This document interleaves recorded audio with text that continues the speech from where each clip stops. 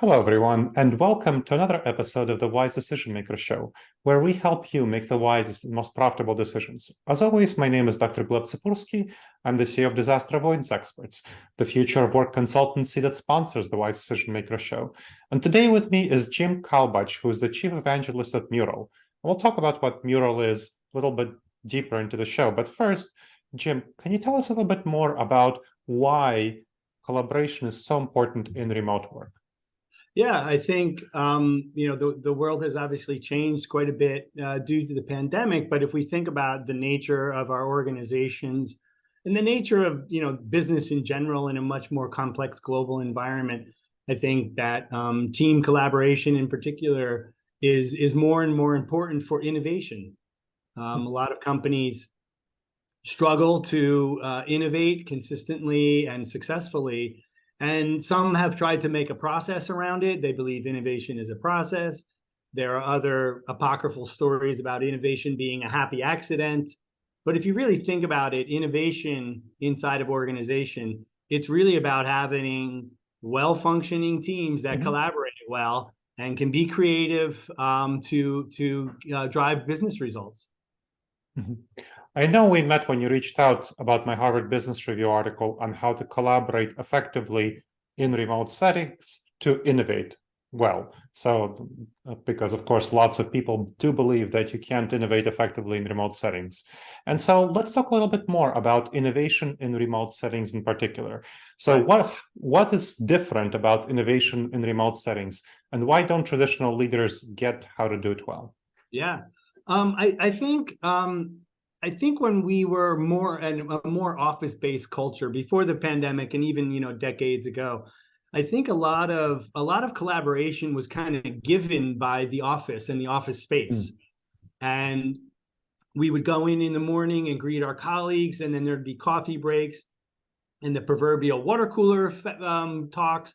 But we also got to know our colleagues as well too at lunchtime and happy hour and things like that. And I think core to a team being innovative is connection, right? That they are connected on multiple levels. And we're not saying they have to be your friends. We're not talking about best friends, but there are relationships that are there. So when we talk about a team in general, and when we talk about team collaboration, I think underlying that is a notion of an elevated or an intentional and intensified connection that you have to have. And when you take the office away and you don't have those spontaneous meetings and you're bumping into your colleagues, the question is, how do you stay connected, right? And that's why we place so much focus on team connection. And this doesn't necessarily mean quarterly team retreats or yearly company retreats.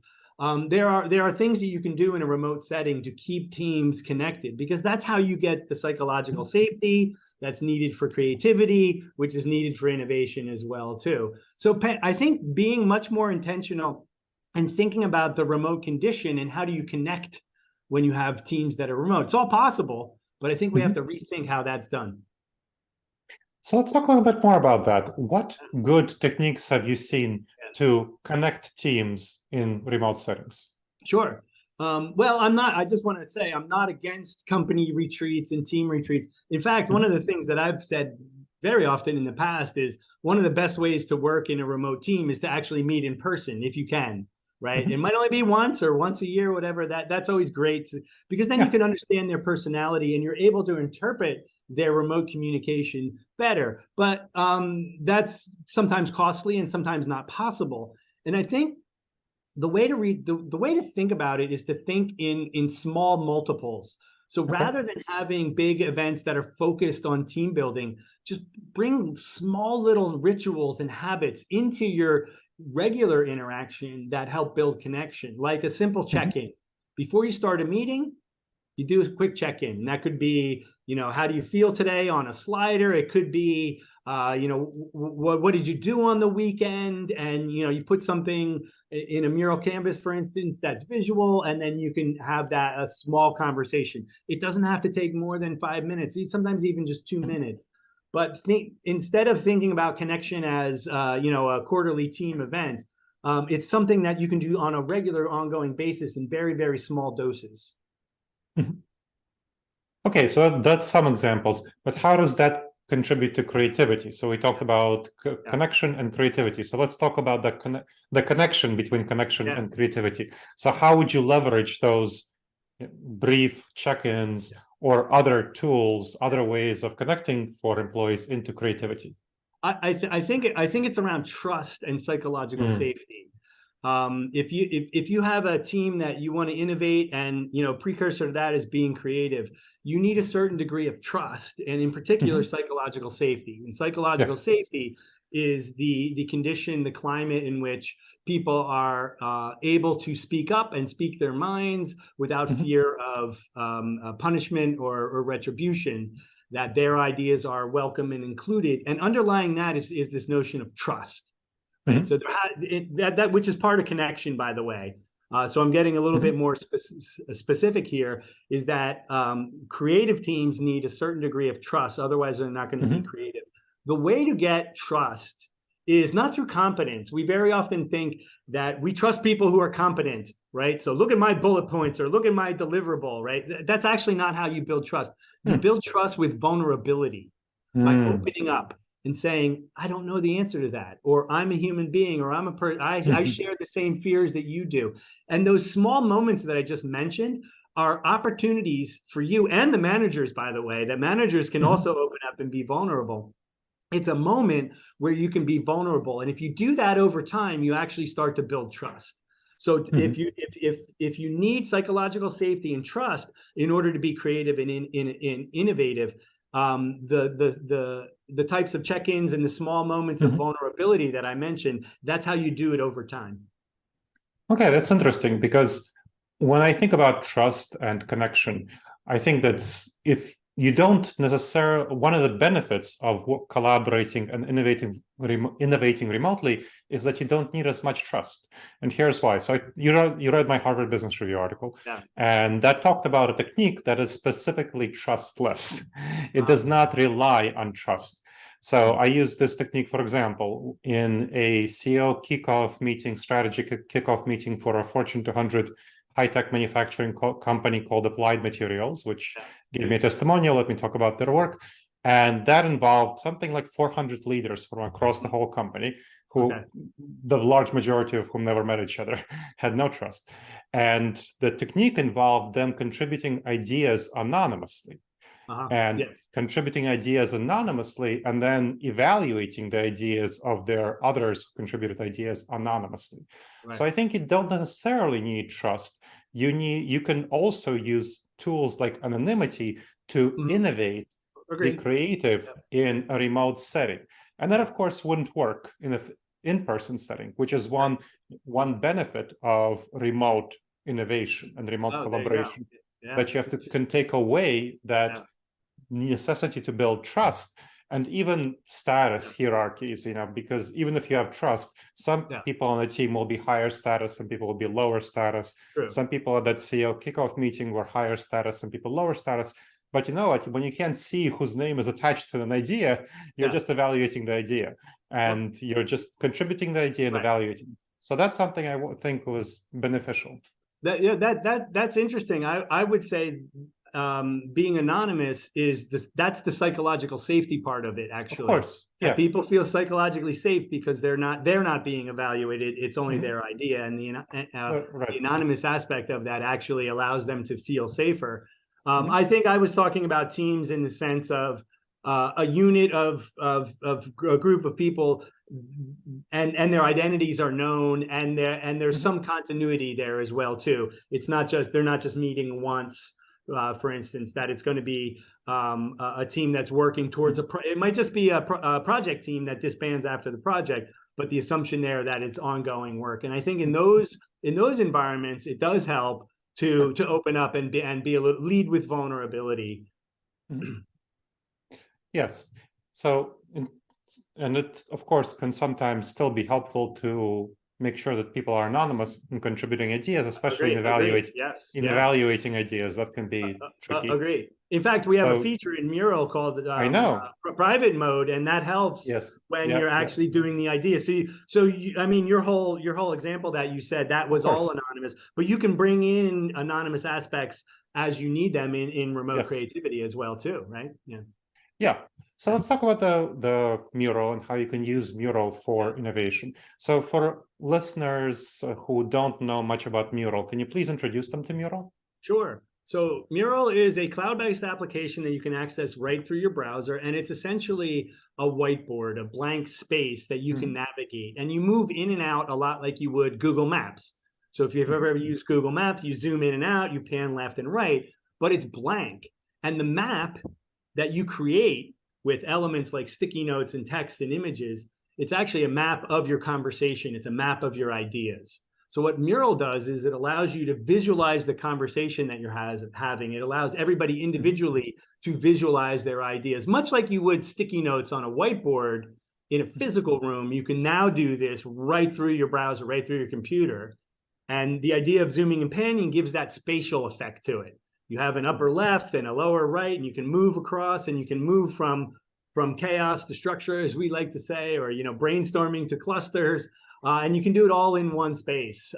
It's a virtual space, but it allows for that visual, creative kind of thinking where things maybe aren't as linear or structured. It's not like reading an Excel sheet. You're not doing finances, right? You're trying to work with creativity and ideas. So Mural really pairs well with teams or points in a project or an effort where you need to kind of hash out what it is and figure out what the creative solutions are, and doing that together as well too. That's the thing. Multiple people, everybody's contributing at the same time. So much like being in a room with a whiteboard, you actually see the other content and you can interact with everybody else's content. Again, right through your browser, right through the cloud.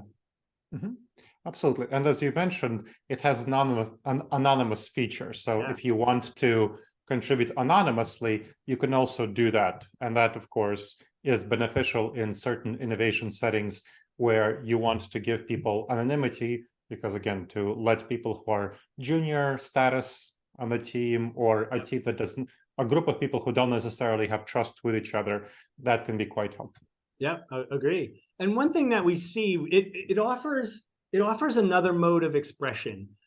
Some people like to type a lot and they write long emails or long Slack messages, or they document very well, and they're very good at documenting things. Other people on Zoom calls, if you're talking about a remote setting, they'll speak up and they like to turn their webcams on and raise their hand. But what we found with Mural is that it actually allows people to express themselves who aren't good in either of those modes, or who don't feel comfortable in those modes.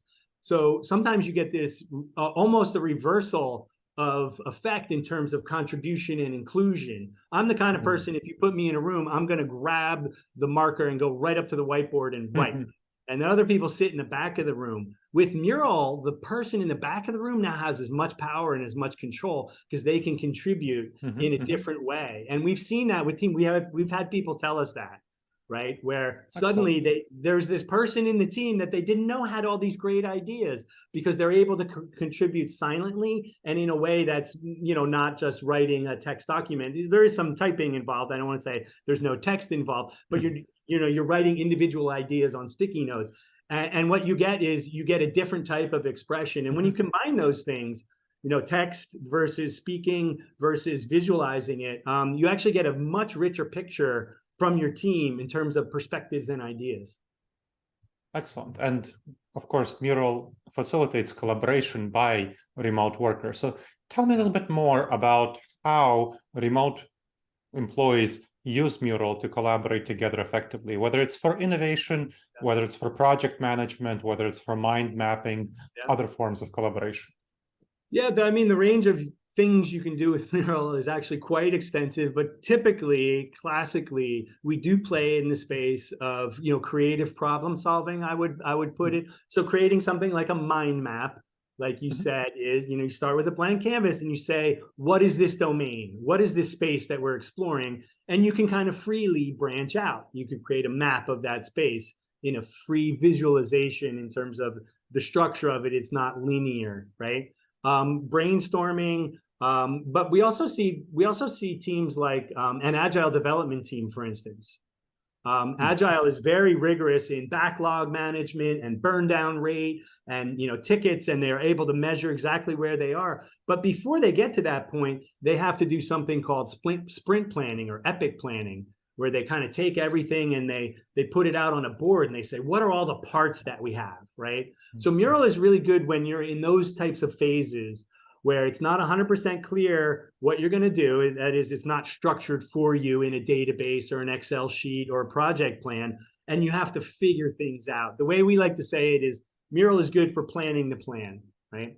So if you think about what's similar about all of those things that I was talking about, mind mapping, brainstorming, design work where you're exploring options, planning the plan, is that it tends to be non-linear.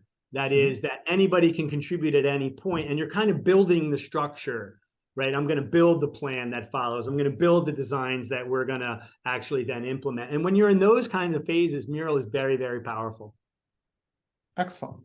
Yeah. Well, that's very clear and helpful. As we wrap up, is there anything that you haven't shared about remote work, about MURAL, about collaboration, innovation that you want to finish up with as we're coming to the close of our conversation? Yeah, just one more thing. So we talked a little bit about trust and psychological safety. We talked a little bit about visualizing work, having a visual means of expression.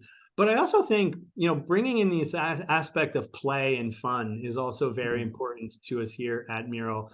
And, just the different colored sticky notes, but also, things like images and icons, they enrich the content or whatever problem you're working on in a way that makes work more playful and more engaging, I believe, for people as well, too. And we've had teams tell us this, even if they're remote, in fact, particularly if they're remote, that they feel engaged and connected in their work when they're doing it in MURAL. And I think that's because it's rich, right? It's rich, and it can be very fun and playful as well, too, that you could take something that's otherwise dry, reading off bullet points or looking at columns in an Excel sheet, and you can make it engaging and fun and playful. Play, by the way, disarms fear as well, too. So by making your work visual and playful, you actually disarm fear, and that's how you get people to open up. That also fuels creativity and innovation as well, too. So think about how you can make work more fun, playful, and engaging.